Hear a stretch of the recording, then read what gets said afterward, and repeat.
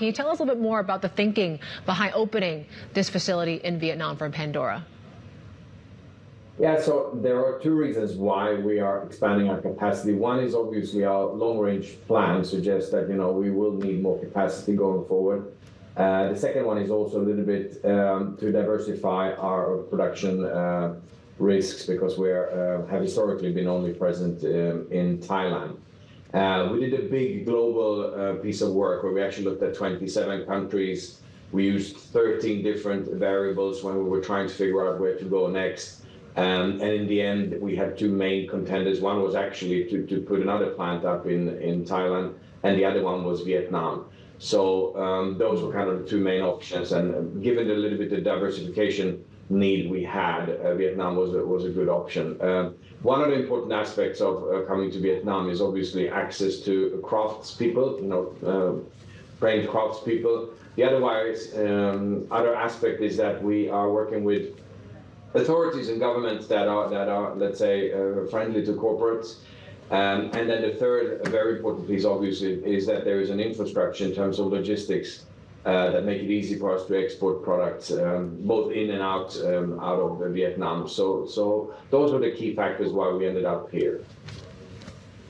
Alexander, David here. If you could then talk about when is this facility going to be up and running completely? We talked about some of the capacity, or at 100% capacity. Just talk us through the timeline and how much this actually adds to your supply chain.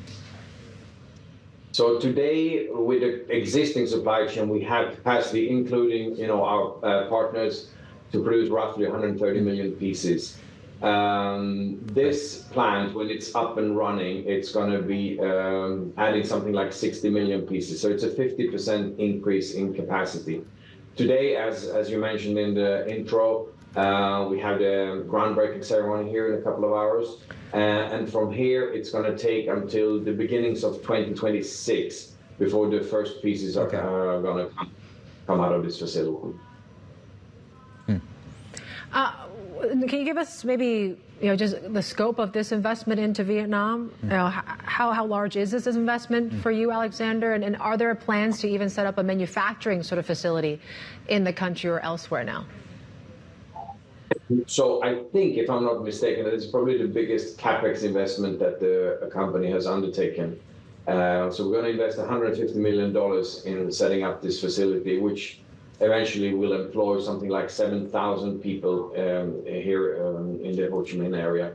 Now, beyond that, we haven't really worked out any additional plans. We have another site available to us in northern Thailand as well, so that might be the next one up. So that's probably going to take us for the next 5+ years at least. And obviously, we then need to work on the sales and marketing side to create the demand for all this capacity. Yeah, that's important too, I would imagine. Alexander, talked about, since you brought it up, what is demand looking like for, I believe last year you sold just under 110 million pieces. Year to date, how are you guys doing globally? So in the first quarter, we were up 18% in organic growth. The number we normally talk about is the like-for-like growth, which is more the performance metric, which was up 11%. And that's an acceleration from Q3 and 4, where we were clocking in at 9. So a very strong demand. The difference between the 11 and the 18 is essentially space expansion, because we're expanding our network pretty much across the globe, focusing primarily on North America, Latin America, and then we're starting now to work a little bit more out here in Asia as well. Can you tell us a little more about the China business? Because we saw in the first quarter, your deliveries actually declined some 17% year on year. And why do you think that some of the key reasons behind that slowdown? And do you think some of these macro challenges that we're seeing in the mainland right now, is that something that's going to weigh on the company for a few years or so? Okay, so the China business today represents 2% of the group revenue. So it's a rather small part. Now, the flip side of that is obviously that China is one of the largest jewelry markets in the world. So we wish that number to be, quite much larger in the future. We have had a couple of rough years in China. The business declined. And the key reason for that is that the brand was never really properly established in China. If I compare to the other top 20 markets, let's say, we know that the brand equity has been properly established from the get-go, and then 10 years on, we sit in market-leading positions. That was unfortunately not the case here in China, so we're going back to the drawing board. The good thing here is that we know the formula, so now it's a matter of being patient and investing in building the brand properly. So this journey has begun. It's going to take some time. The macro obviously isn't helping, but to be fair, I'm not really blaming the macro. This is more our own doing at this point in time, at least. Fair enough. In fact, the macro situation, in that, since you phrased it that way, might actually just help you if in fact it turns. So what would be the targets of this? If I could call it a reset of your strategy there, what are the milestones you want to see for that specific business on the mainland, Alexander? I mean, there are a couple of different ways to look at this. The most important aspect is that when we speak to the people that we are targeting, that they actually understand what the Pandora brand is about. We are quite unique in the jewelry, in the branded jewelry space, I should say, where we focus more on jewelry with a meaning versus most other brands are focusing on essentially only operating as a styling accessory. If that's not established with consumers, then we don't really have a strong brand proposition. That's the most important thing, because that lays the foundation then to talk about financial performance. Now, of course, we have financial aspirations as well. And I think the first milestone is probably in the next couple of years to get us back to where we were pre the pandemic period, which was around about the 2 billion Danish kroner size. And then we'll see how far we can take it from there. What do you see in terms of trends, particularly when it comes to gold buying? I know gold's certainly something that's big in China and parts of Asia as well. How does it compare to other markets like you're seeing in Europe and the US, for example? So I think it's important to understand a couple of things. First of all, we're mainly a silver jeweler. Right. But, and there are some statistics suggesting that up to 2/3 of the jewelry market is unbranded. The unbranded jewelry market is also a big proportion of that is people buying gold more as an investment vehicle rather than as a piece of accessory.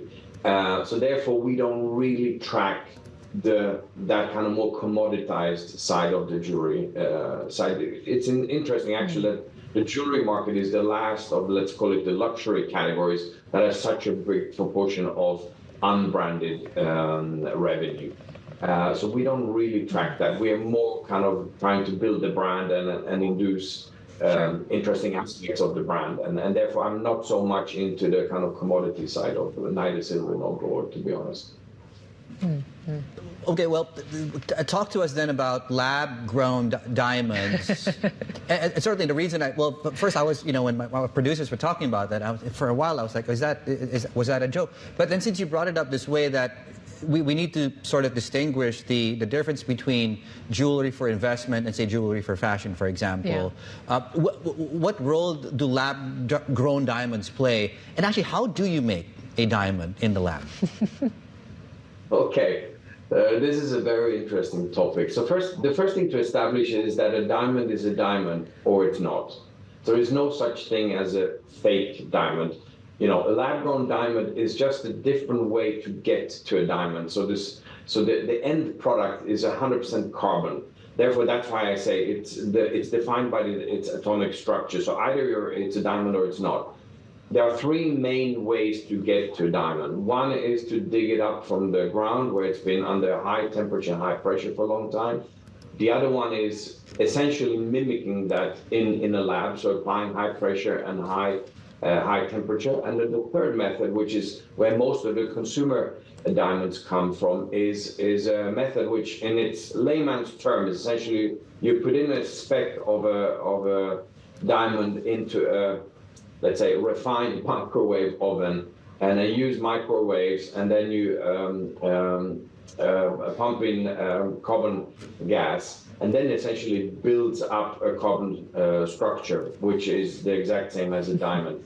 That's called CVD, chemical vapor deposition. That's the modern way of creating a diamond, which of course then, from a cost standpoint, you're looking at essentially a third of cost, which now comes into the value discussion of diamonds. And obviously, as consumers are realizing that a diamond is a diamond at a very different value proposition, we can see, and particularly in the US, quite a rapid transformation of the diamond market. Right. So, let's fast forward 5 or 10 years, I think the market will essentially be mainly a lab-grown diamond market, and then I think the mined diamonds will have to find a different place in the market. But that's my prediction. Let's see how it plays out. Interesting.